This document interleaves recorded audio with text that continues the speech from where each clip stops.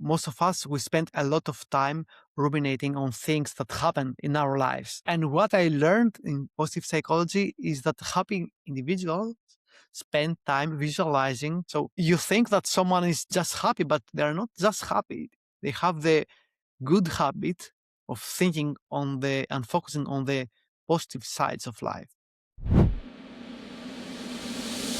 Greetings, my friend, and welcome to another edition of the Beyond Fluency podcast, the conversation series. Stefanos, welcome. I'm really looking forward to our conversation. You have had such an interesting career and experience of studying and working in English, and now you're coaching. So before we get to what you're doing now, I was hoping we could start the conversation by talking a little bit about how you studied a PhD in physics before moving on to other things. Tell me a little bit about that experience. Hi, Liam. It's very nice being with you here today and discussing, languages, because it's a subject I love, actually. I've been always, I think, a good student. I was also a good student in English at that point when I was younger. So, yeah, I was good at math. I was good at physics. So I started with studying physics. And then I continued with a master thesis, and then I got to enjoy really research, and I did a PhD in physics. So I was working with plastic materials. We were doing experiments. I was writing publications. I had to travel around Europe, actually, and, disseminate the results of my work. So yeah, this is how it looked like. You mentioned that you were working with plastics. With a PhD, you have to focus on a very particular area, didn't you? Can you tell me more about that? Yeah, I'd love to. I was looking at that from the aspect of material science. So not as a chemist, not creating the actual chemistry to create a plastic thing. My PhD was on polyurethanes. Polyurethane is a material that we use a lot, and we're using, in the cushions that we sit on in the sofas. And we use it also for insulation. So you get it, from a store, and it's in liquid form, and you inject it and then it foams. So any foams and foam materials are polyurethanes. Right. And we were trying to see when we add certain things in the material, how the properties are changing. So, one problem of insulation and of cushions, etc., is that they are very flammable. So this is a big risk when you're using it as a construction material. We were trying to say, by adding different materials, if this would become a fire retardant, so have it getting on fire, but slower, so it won't spread the fire. So this was one property. And then there were different properties, and you were trying to see if you can add some properties, make it more electrical conducting, or transfer heat faster or slower, depending on what you were doing. And then with all these things, there was also the basic research that we were measuring the molecular properties, and we're trying to understand and make different models of how all those molecules move around on the micro level, actually, on a very, very small scale, what is going on there, and try to understand the physics and the world behind that. I love physics as a subject. It is really, it encompasses everything, and it's really a subject for big thinkers. And so when I saw that, I was like, oh, okay, I want to hear more about that. When you'd finished your PhD, what happened next? How did you use that qualification? What kind of work did you do after that? I always imagined that, having a PhD was a degree higher than all the rest. So every job application will be much easier. Actually, what happens is that, like you said, you study a certain thing very, very intensively. So you expertise in something, and there are certain options for people with your qualifications. In my case, what I did was continue researching and continue working in another laboratory that we were again doing material science, but on a more applied levels. You mentioned something about believing that PhD was the highest level of academic achievement that you could get. Was that something that was always important to you? I'm not sure how to answer that because it has to do, with how we feel about things. For me, it was always important to learn things and to grow. Growing up, I didn't have, a dream of becoming someone with a PhD, someone who is working as a professor in a university or anything like that. And I think in my case, the PhD and these studies came out of the love for knowledge and the love of experimenting. So I knew that I was really good at solving problems and at investigating. Those were my strengths. So I was doing really good at that. And I played to my strength, actually. It was important to get the PhD once I started doing this because it was my next goal.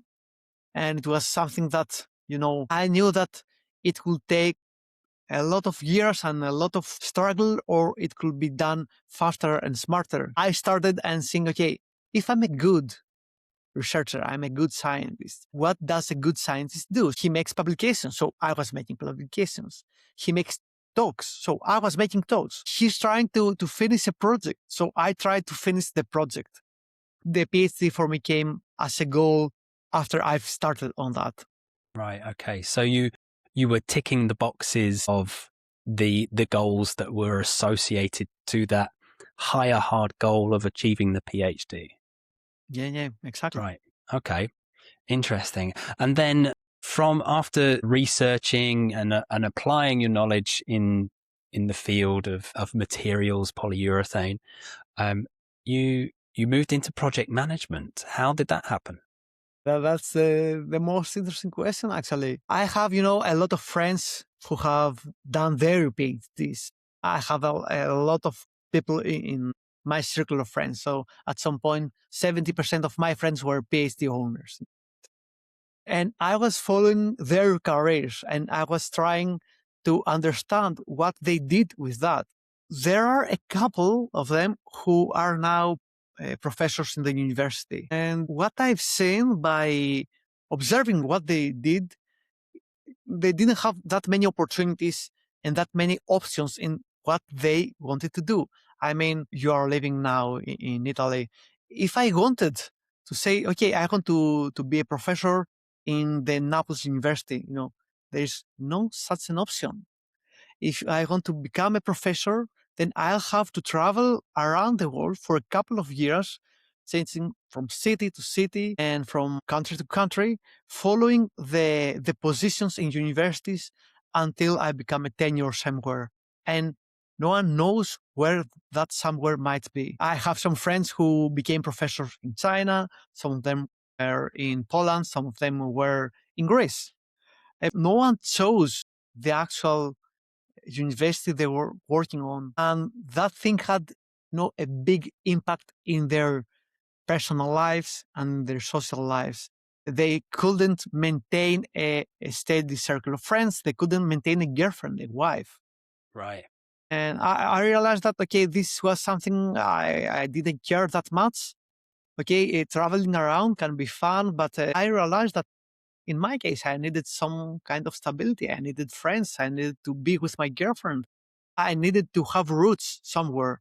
And I started asking myself, okay, is it that important to me to keep doing this research thing, this academic career, or could I make the trade-off with another career and maybe choose a career that will give me more options when it comes to jobs? So this was what kicked everything off. And after a process, at some point, I realized that I already had the project management skills from my research because we were doing projects and I was managing them. And I took that knowledge and moved it into IT and told them, okay, I'm a project management. manager. I don't know IT that well, but I know the process. I can help you. And this is how I later moved into IT as a project manager. Was it something that you had to formally retrain for, or were you able to use transferable skills that you mentioned, like running a research project, but the emphasis, is it the same or is it different? Every field has its peculiarities. And, even the global organization of project managers, they're telling you that, okay, project management methodology is one, and you can use it in different kind of fields. And this is both true and false. Did have to retrain, but I didn't spend more than a year on that. But I did spend a year reading about project management, learning the jargon that I needed, taking some of the tools that I was learning about and applying it in my job in research at that point. And by that, I made, I made a framework for myself, and I built the confidence in myself that, okay, I know project management. I know how to run a project, and I can transfer those skills in any other field, given, some time to get to know about that. Hey, it's you. I've not seen you for ages. How are things? Busy? Yeah. Me too. Well, you know what we can do to remedy the fact that we don't see so much of each other is if you click on the subscribe and bell icons below this video, you will get notifications every time we release something new. And then you'll be able to see this face more often. Isn't that great? At what point did you start doing all of these things in English? Was it part of your PhD? Were you presenting and speaking and doing the research in English? I was always reading English. I was always speaking in English, but I think in my PhD, this became the main language that I was working on. Most of our partners in the university were from around Europe. So, the common language was English. All the scientific publications that we were writing, they were made in English. So, they could address people globally. And of course, all the talks were in English. And even when I moved out of research and went into project management in IT, I was working in a corporation. So still, I had colleagues from different countries, and I still had to use English daily. And again, all the things that I was reading about technology, trying to learn about the different technologies that we were using, all the info came in English. All the jargon is in English. So You gotta love the jargon. What was something that you struggled with working in, science is the international language is English and business as well. What is something that you found difficult in those early days? I can tell that in different periods I had different struggles with English. You know, when I was very close to the days that I was learning English, and I will go to another country, maybe Poland, maybe Ukraine, I could tell that my vocabulary, it was very academic because of my studies. So I was using words that other people didn't use because we are not using them in daily conversations. We are learning them because we need them to take our degrees in English, but people are not using that. So the first challenge was maybe downplay a bit all the vocabulary that I knew that no one was using. Okay. But when I traveled to UK and I had to speak in English, I felt like a foreigner and I felt like an imposter. That maybe I'm speaking the language, but I'm not really speaking your language. This is your language and I sound strange. So that was another challenge that I faced. At that point, I felt ashamed and I couldn't speak that much to people because I knew that I felt that they will, think something strange is going on with that guy. Right. Okay. And just for anyone who's listening or watching that doesn't know, can you explain a little bit about imposter syndrome? Sure. It's about the feeling that you are not good enough in the role that you are having. a lot of people are getting this in their jobs when they are getting a new job or a promotion. Someone is promoted to a manager and thinks that, okay, people will know that I'm not manager material. They will judge me for that.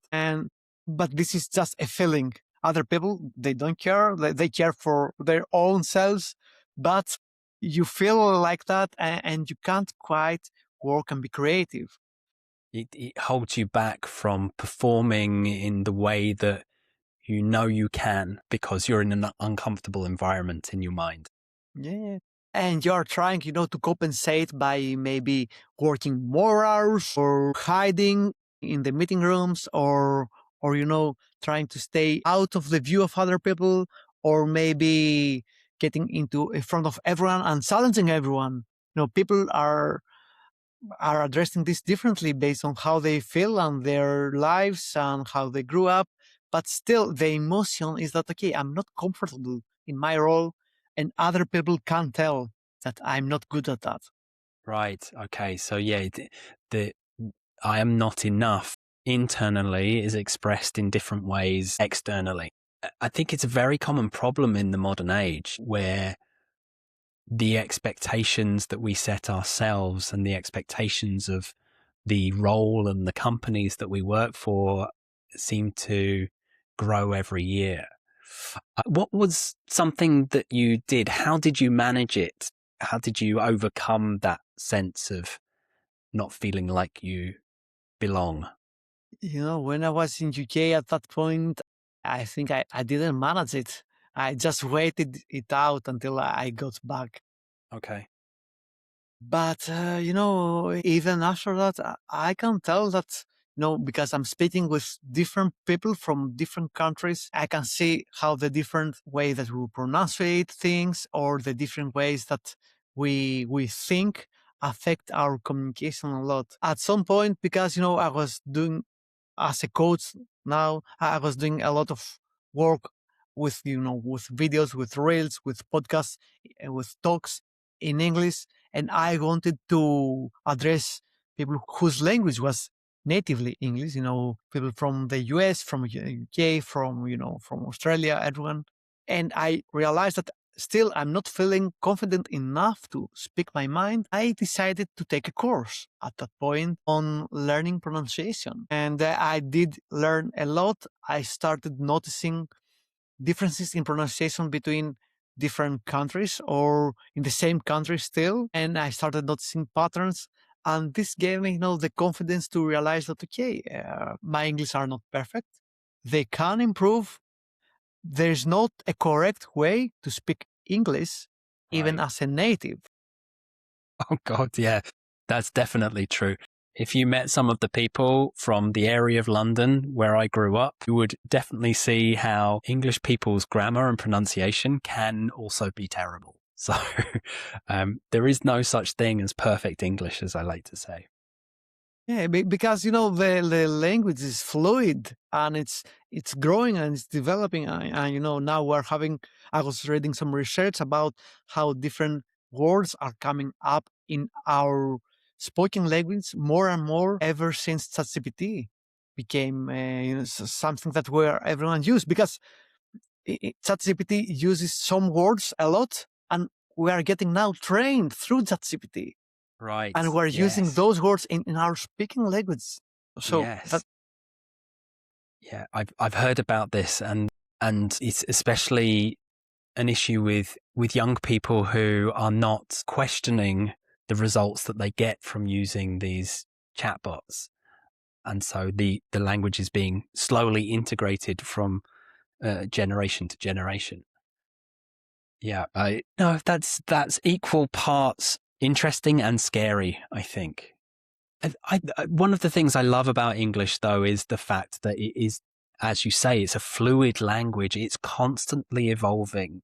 The English that we speak now in 2026 is very different to the English that was spoken in 1976 or 1926. It is a constant progression that suits the needs of the moment. yeah. This is for me, this is one of the special things about the language. Beyond fluency friends, BFFs, fluency, flu fighters. I can't work it out. Listen, if you have any ideas about what we should call ourselves, our little collective group of language learners who specialize in personal development, stick your ideas in the comments below and we will put it to a vote and see what everyone thinks. Thanks a lot. We spoke a little bit about your work as a project manager and the skills that you took to being a project manager. While you were doing that work, is this when you started gaining an interest in mindfulness and positive psychology? Mindfulness is a theme that kept coming up in my life again and again through different sources every time. And at some point, I realized that it's something I can practice and it can help me a lot with my focus and managing my stress. And again, during the years that I was doing self-development and kept learning and going to seminars, etc., I came into a seminar on positive psychology. And positive psychology, is a field of psychology that addresses healthy individuals. And that gave me a lot of tools to build some good habits. Like most of us, for the most part of my life, I was trying to fix things. And I was trying to fix things in my environment or on myself. And with positive psychology, I realized that, okay, this is the negative thinking, fixing something that is broken, but it's not about building on yourself and building yourself to become stronger. So it's not like going to the gym to be stronger, but like going to the physiotherapist because your back is hurting. I found through mindfulness and positive psychology a lot of tools that at that point initially helped me ease some of my stress and helped me starting building some positive habits that made me feel better at that point. Right. And this was all related to working in the corporate environment. And was there anything else going on, or was it simply the pressures associated to managing these big projects for companies like IBM, for example?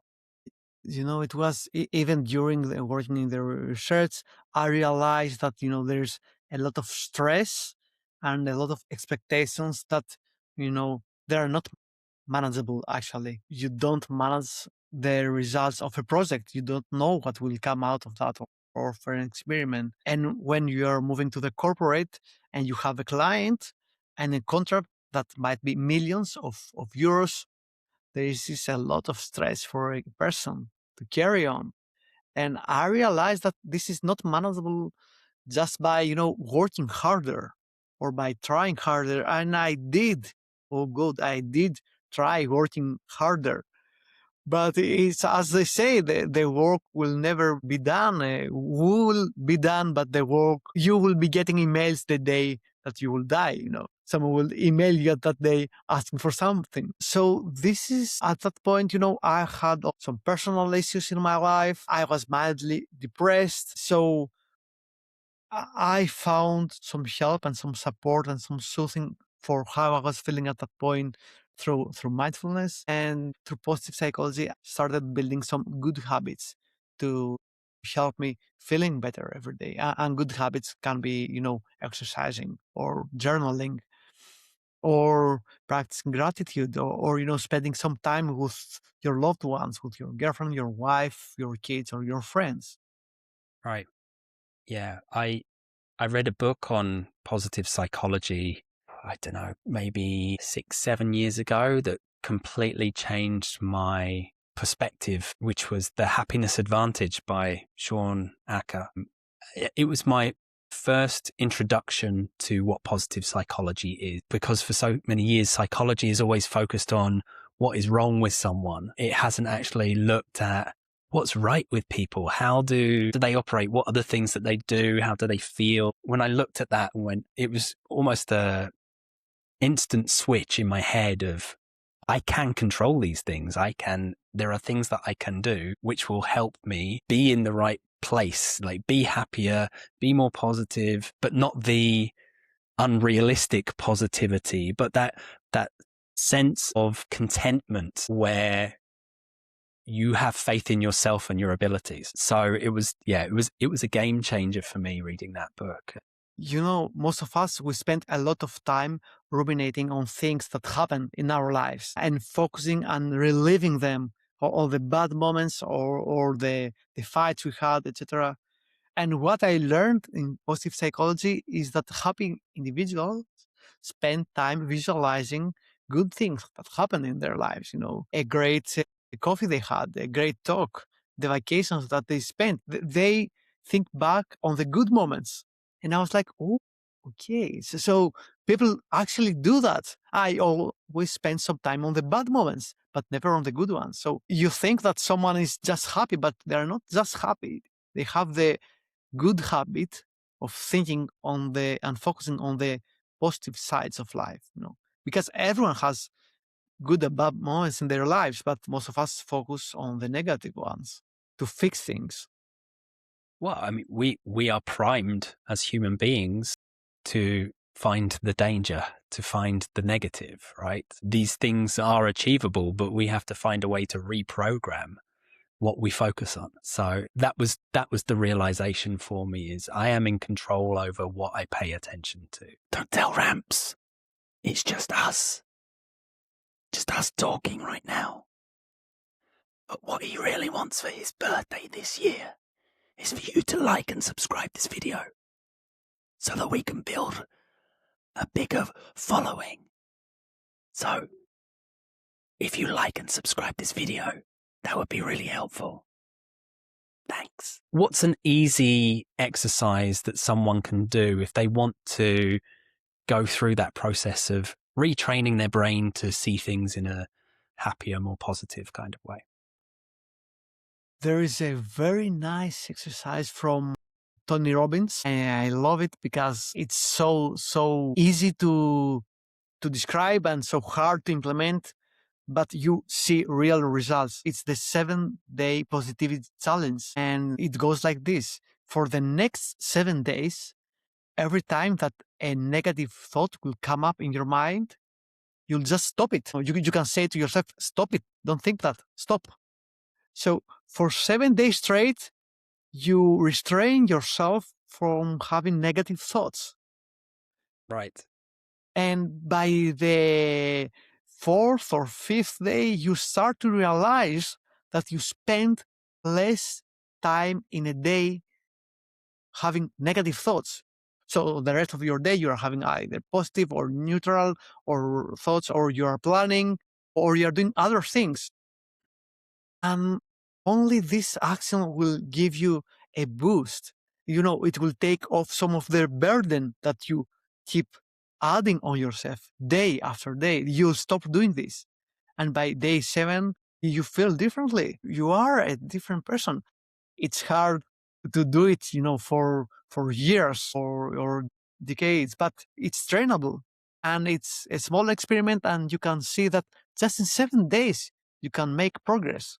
The amount of energy you save by not ruminating on something negative Exactly. is immense. That it helps all of that energy that you would usually spend, 30 minutes, an hour, is saved and put into something more productive. Not necessarily a happy feeling, but you can reuse it in other ways that help you live your life in a more constructive way. You're not spending your energy on things that won't matter, actually, and you can't control. Yeah, exactly. And this is the physiological energy of your brain working as much as it is to do with any sort of spiritual energy as well. Fantastic. What was the tool that helped you the most to develop your vocabulary, speaking skills, and fluency in English? Vocabulary, speaking skills, and fluency. Let me think. I was always learning. I was always reading books. So that helped me develop my understanding of English. develop my vocabulary a lot, but not my speaking skills that much. For the speaking skills, it was just, conversating like we're doing now. There's nothing you can do to fake that. You can't discuss also with an AI agent. This doesn't work. You need a real person that will be unpredictable, a person that won't be able to understand you if you are making errors. So you have the opportunity to make errors and try to work through them. Right. Right. Yes. So speaking and international friends. Yeah. Find some international friends is a great tip. Definitely.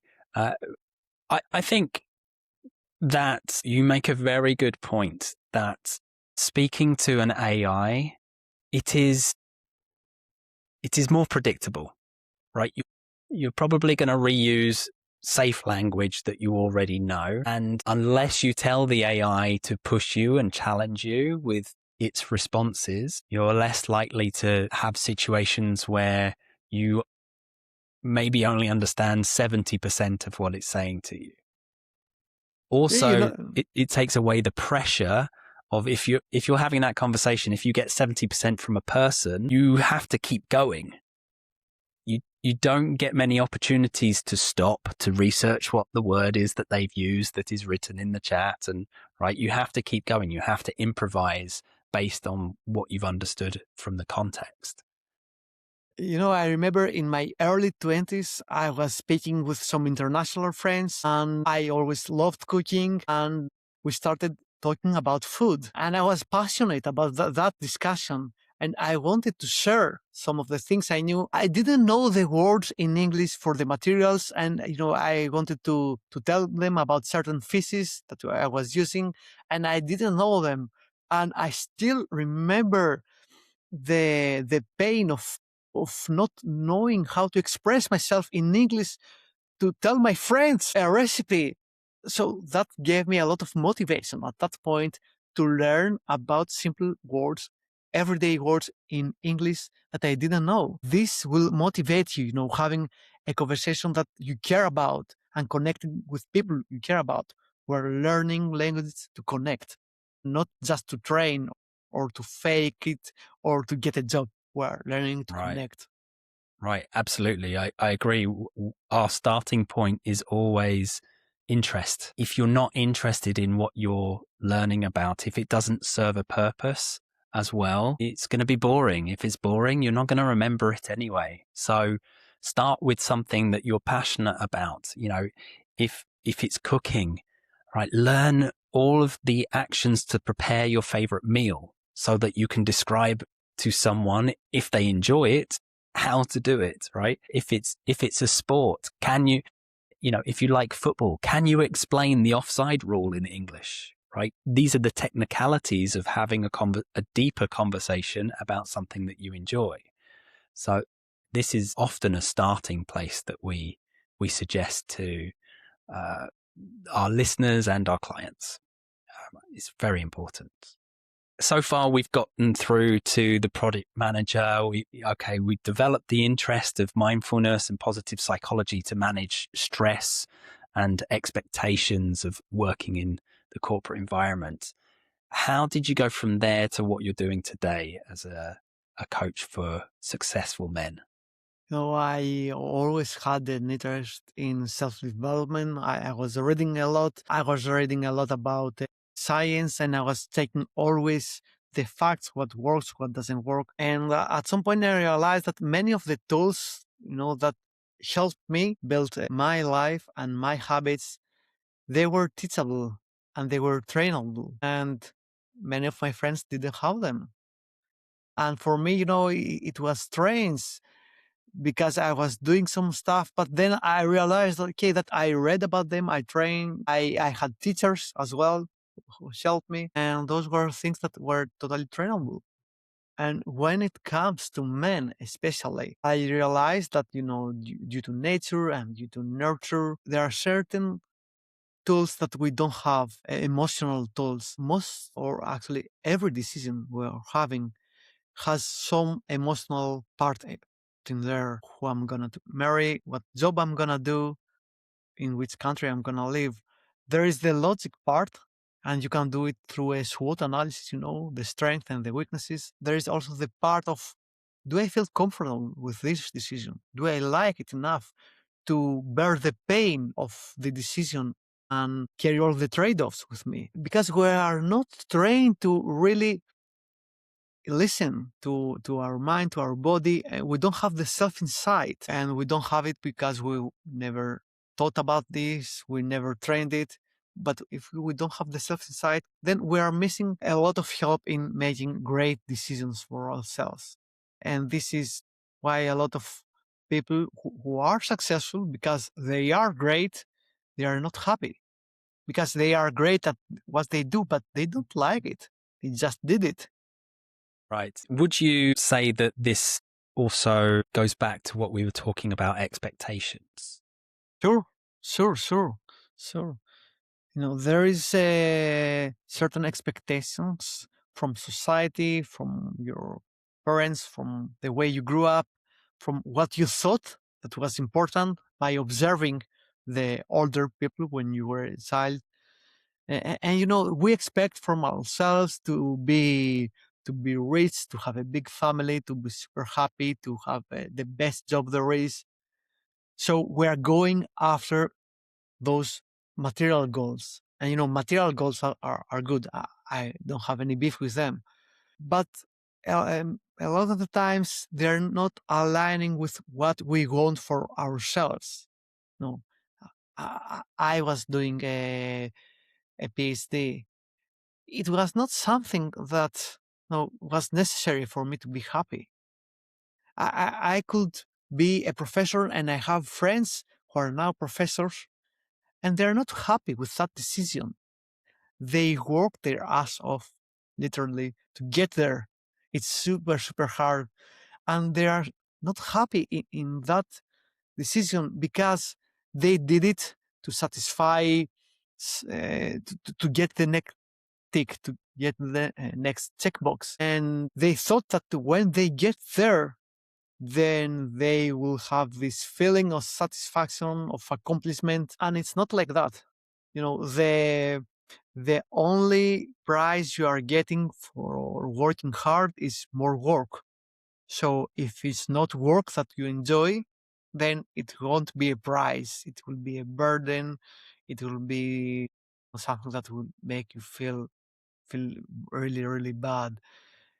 This is why we want to do work that we enjoy, because we will be getting more of that in the future. So, of course, there are expectations that we are following. And then there's, like I said, that lack of self-insight, of intuition. So if you don't follow your intuition at all, then you are going after a job or a choice that you don't care that much about. You were told that it's important, buying a house is important. I know that. No, but maybe I want to travel around. Or maybe I don't want to have a big debt on my back that will make me feel worse. So should I buy a house because other people told me that it's important? Or should I just ask myself, is it important enough for me to carry the stress of having such a property? Every choice comes with some stress. So we should be able to decide which stress we want to carry with us. Agreed. There is the trap of I'll be happy when something happens. Exactly. It is rife in modern society. It's everywhere. And I love your example of buying a house. Buying a house is a huge responsibility. It's a huge amount of debt, and it is not the asset that it used to be in our lives. It's more of an expense or a liability even, because once you own it, you have to pay for everything inside of it. They say, oh yeah, but you pay off your mortgage and then you buy more equity. And it's like, but I have to survive by keeping these four walls standing, and the roof, like literally you're keeping the roof over your head. So this creates a lot of pressure, especially with the costs of doing all of these things. And so I completely agree with you that it has to be right for you as a person. Is that something that you really want, rather than that's what's, that's the life tick box. Go to university, get a degree, find a job, find a wife, get married, buy a house, have children. You need to ask yourself, is it worth it? Right. And even if the answer is yes, then you should ask yourself, okay, who is telling this yes? Is it me, or is it something I've shared? It's something that other people are telling me. Is it something that I must do, or something I want to do?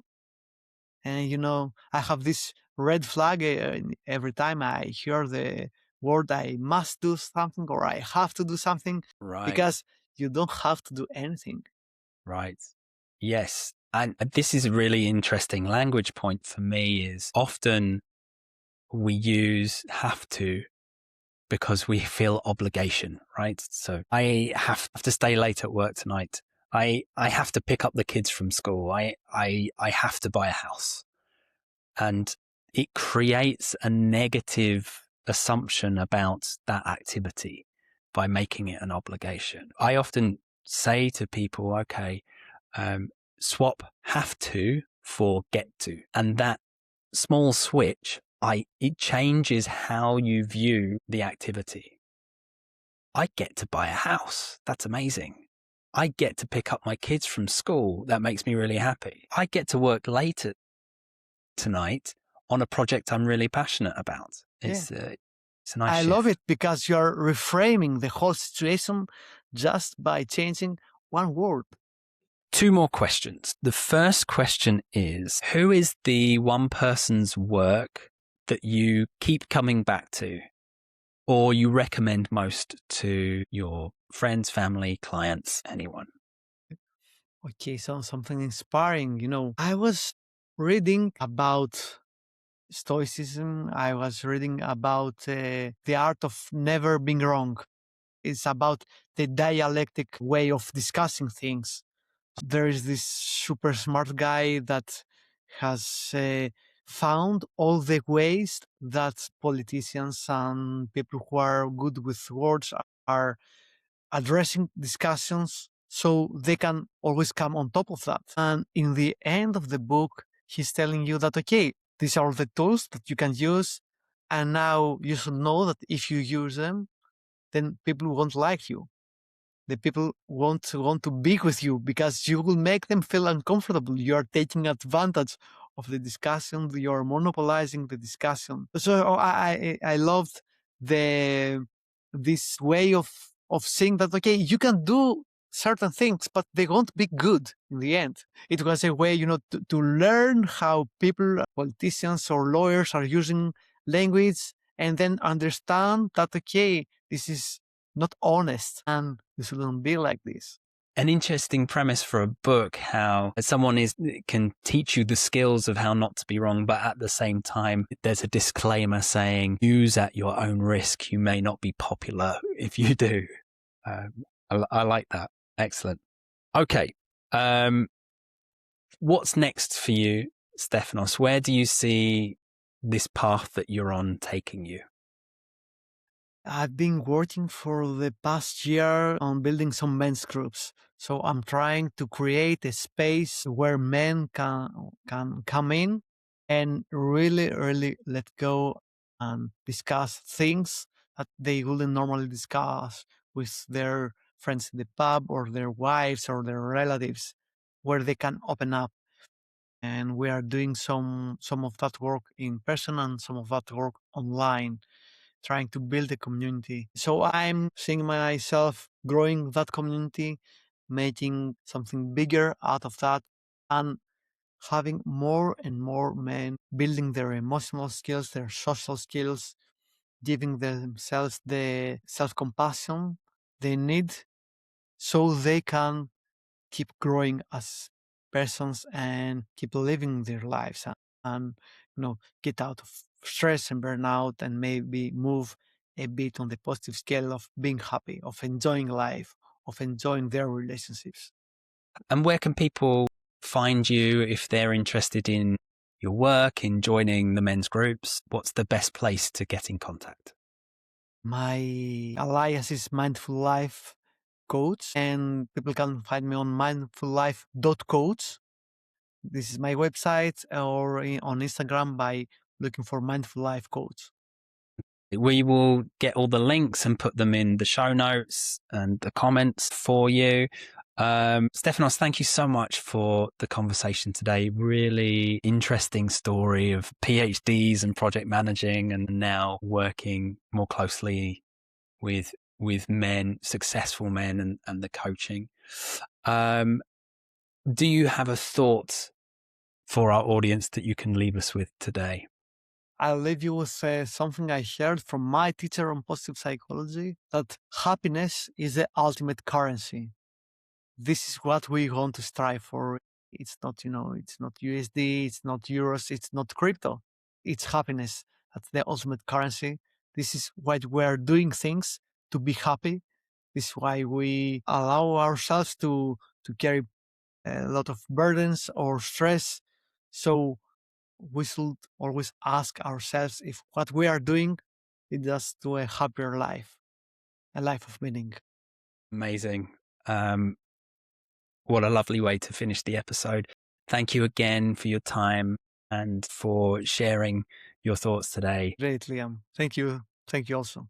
Thanks a lot. Until next time, see you soon.